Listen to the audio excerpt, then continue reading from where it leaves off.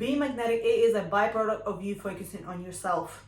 And when you focus on you, everyone else is going to focus on you. People will think, why is she so focused? Why is she always obsessed with herself, with her life, with her goals? Why is she so laser focused? Hey everyone, welcome back to the channel. My name is Joanna, and in this video we will talk about how to become more magnetic. In my personal experience, I found that there are three main components that make someone more magnetic. Number one is when someone prioritizes themselves.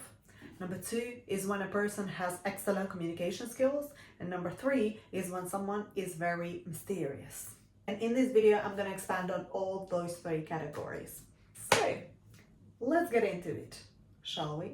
In the first category of prioritizing yourself, the way this looks like is by having down the basics, by having a set morning routine and a set nighttime routine. You are having foundation in your life. And once you do that, this becomes a habit, and this was gonna make you feel good about yourself. For example, you have a set morning routine. You do your hair, you do your makeup, and then you have a nice breakfast and go on about your day. And then the nighttime routine is you come back home, you shower, you put on your nice PJs, and you read your favorite book. You have these set time routines. You are signaling to your brain that you care about yourself.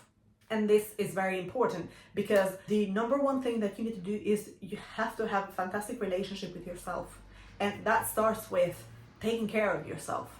Now, once you've got the basics down, now you focus on having a goal. You need to set the intention on achieving those goals. And the way you do this is, for example, whatever you're interested in, it could be you are trying to pursue a degree, get a new job, start your new business, read more books. Whatever the goal is, you set that intention at your goal. You make a plan on how to achieve those goals. This is going to make you laser focused on that goal. And when you're laser focused on your goal, you don't have time to think what's going on around you because you're so set to achieving that goal. And this makes you magnetic. And the reason why I know this is because I've done this. I'm in university, especially during the exam season. I'm constantly go. And I always have my goal in mind. For example, I need to get this assignment done by this time. I need to get this presentation done by that time. I give myself these targets and I try to hit those targets to the best of my ability. And when you do this, you don't have time to think about what's going on around you. You prioritize your morning, you prioritize your evening, you also prioritize the whole day, what you do throughout the day. And this signals to yourself that I've taken care of me. And when you focus on you, everyone else is going to focus on you. You have people paying you attention, people showering you with attention. And this happened to me so many times. I went to the bank, it happened to me at any meeting, it happens to me when I'm in the library, people are just randomly approaching me. This happens all the time because when you focus on you, people are going to approach you. You're going to see so much people approaching you, and that sometimes get annoying because you're so focused on yourself, you don't like it when people are disturbing your peace. Being magnetic is a byproduct of focusing on yourself. You need to get this down in your head. The more you focus on you, the more other people are going to focus on you. The more you take care of yourself, the more other people are going to be like, who is that?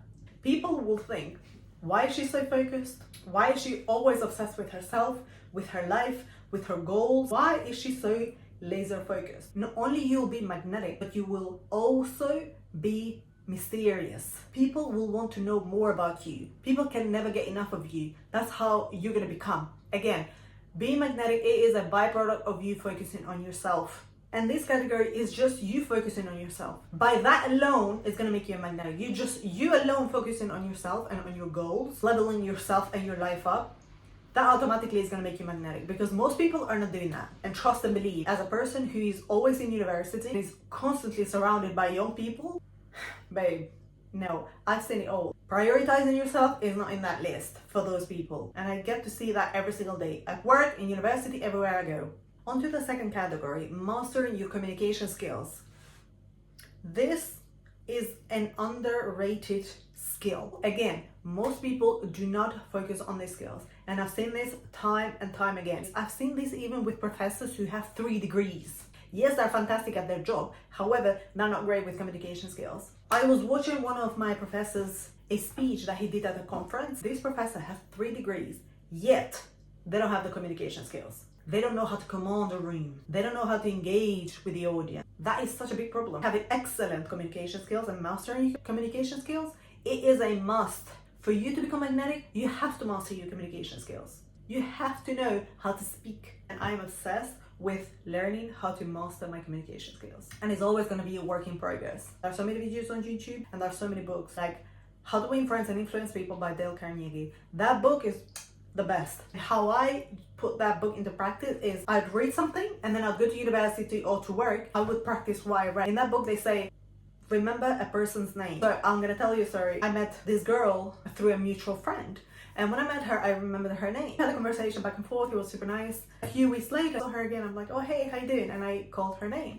And she was so surprised because I remembered her name. And she was like, how do you remember her name? I'm like, I'm special like that. I saw her face light up joy. In that book, they said that a person's name is music to their ear. If you want to make a person feel special, call their name. The other thing that you need to do to master your communication skills is to actively listen, to be an active listener. And how does that look like? It looks like by paying 100% attention to the person that you're talking to. By not having the phone on side, by not being distracted of who's on your left or who's on your right. No. Because that's such a rare thing for a person to have, other people are going to be very surprised when you have it. And they're going to love it and they're going to appreciate it so much more. And because they don't get it a lot, that means they're going to crave it a lot more. And they're going to want to spend more time with you because you actually listen to them. You pay attention to what they say and what they tell you. Another thing that you need to do when it comes to communication skills is that you need to maintain eye contact. I always had problem with eye contact. And the reason is because it had to do with how I grew up. It was always demonized looking people in the eye, and especially looking at the opposite gender in the eye. It was always, you don't do that, you don't speak to them, you don't initiate any kind of conversation, just behave that they don't exist. That was always ingrained in me, and that led me to be very insecure when it comes to eye contact. For example, I would always look down and not be able to maintain eye contact with the person. So that is very bad. If you're in a business setting, if you're in an academic setting, or if you're at a work setting, that comes across so insecure. I had to stop and think to myself, what the actual heck am I doing? What is this? The fact that I'm not able to look at the person in the eye, this is embarrassing. This is ridiculous. I'm not gonna take this. You know what? I'm dropping this. I am dropping this. I don't care. I'm not gonna be this kind of person anymore who can't look at people in the eyes. Absolutely not. No way. So what I started doing, I read a book called The 4-Hour Workweek by Tim Ferriss. This book helped me so much. And in that book, there is eye contact exercise. And the way that exercise works is that in public, for example, when you're outside, when you're walking, and if a person is walking towards you, you maintain eye contact with that person. You look into the person's eyes until they break eye contact first. But they have to break eye contact first. Because if you break the eye contact first, then you lost the eye battle. You're battling with them. In my experience, most people break that eye contact first because most people are very uncomfortable keeping eye contact for a long time. Every single time you win the eye battle, then you say, okay, good. You're voting for that person that you want to become. One more vote for being confident, keeping eye contact. One more vote for me trying. One more vote for me not giving up on myself. You see, you're voting for the person that you're trying to become. The more you do this, the easier it's gonna get. If you don't want to go cold turkey, you can wear sunglasses when you're doing this.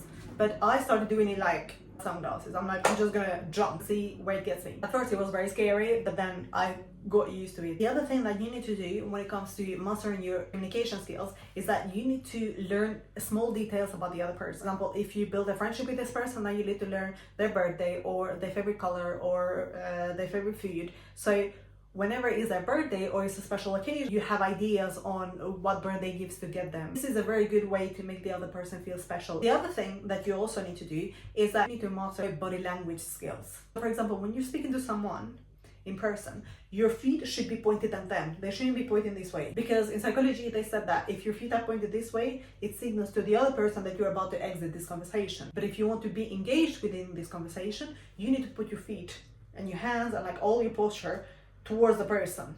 And this signals to the other person that you're talking to that you are 100% focused on what they're saying. Another way to master your communication skills is that you need to know how to lead the conversation. The way you do this is by asking open-ended questions. For example, what was the highlight of your week? And this person can say way too many things. Can say that I walked my dog, took my cat to the vet, and I also worked on my project. Based on all these things that a person mentioned, now you can pick and choose where you want to direct this conversation. You give the opportunity for the other person to share what they want to share, so that's going to make them feel good. Also, you're going to have a good time learning about what this person is into. Third category is becoming more mysterious. And how do you become mysterious? A lot of people would say by speaking less, not sharing at all. No, it's not that. Being mysterious, it's an art. The way you do this is by sharing something, but not overdoing it. So you make the other person feel like they want to know more. Again, even being mysterious, you see, these communication skills that I just taught you, they are going to come into play into this scenario, because you're allowing the other person to impress you rather than you impressing them. The other thing that you need to do is that you need to keep a private life. Even if you are on social media, even if you're doing content creation for a career, you can actually decide what you want to go out in public and what you want to keep to yourself. I don't think it's very magnetic. You telling your business to everyone and everyone else knowing about you and about your drama, about your business and everything else in between does not make you magnetic, because everyone knows about you. What's there left to know? There is nothing there that keeps people wondering. When it comes to being mysterious, you need to keep people wondering. Another way to be mysterious is by being very selective with your attention and with your energy and where you spend it. Psychologically, people value what isn't available. If you're someone who isn't always available, other people are going to be wondering, where are you? What are you doing? Who are you with? What kind of life are you living? I was in university and there was this girl who we go to this event together. In university, there are way too many societies and I've joined a few of them. This society that I've joined, I didn't go to this event, the last event that they had. And when I saw her at university, she was like, I was expecting you to come. I was wondering, why didn't you come? I said, oh, I had to be somewhere else, so that's why I couldn't come. You see, because you're not going to be able to make it, these people who are used to seeing you there, they're automatically going to wonder, where is she? Why isn't she coming? Where is she at? What is she doing? Oh, my light died. You're busy with your life and you have a very colorful life. Other people are going to be very intrigued by it. Other people are going to want to be part of your life. And for that reason, you're automatically going to become mysterious. When you were younger, people always used to play these games. Oh, act like you're busy. Act like you have time to message them back, or you don't have time to spend with them, or act like that. That was always an act and it would never work out. When you're actually busy, by being busy with your life, you don't need to act to be busy. You're actually busy. You're busy with your life, you're busy with your studying, you're busy with your career, you're busy with your business, you're busy with reading books, you're busy just doing nothing at home and chilling. That's you being busy as well. So you're busy enjoying your life. You're busy living your best life. You're busy pouring into yourself. When you do all of this, this also gives you aura. How I like to see it is you being inside of a bubble, and every single time you pour into yourself, that bubble gets bigger and bigger and bigger. Think of it this way. The less you work on yourself and the less you focus on yourself, that bubble is going to shrink. And the more and more you focus on it, that bubble is going to grow. That is a beautiful way of thinking of your aura. Alright everyone, thank you so much for watching this video and I'll see you on the next one.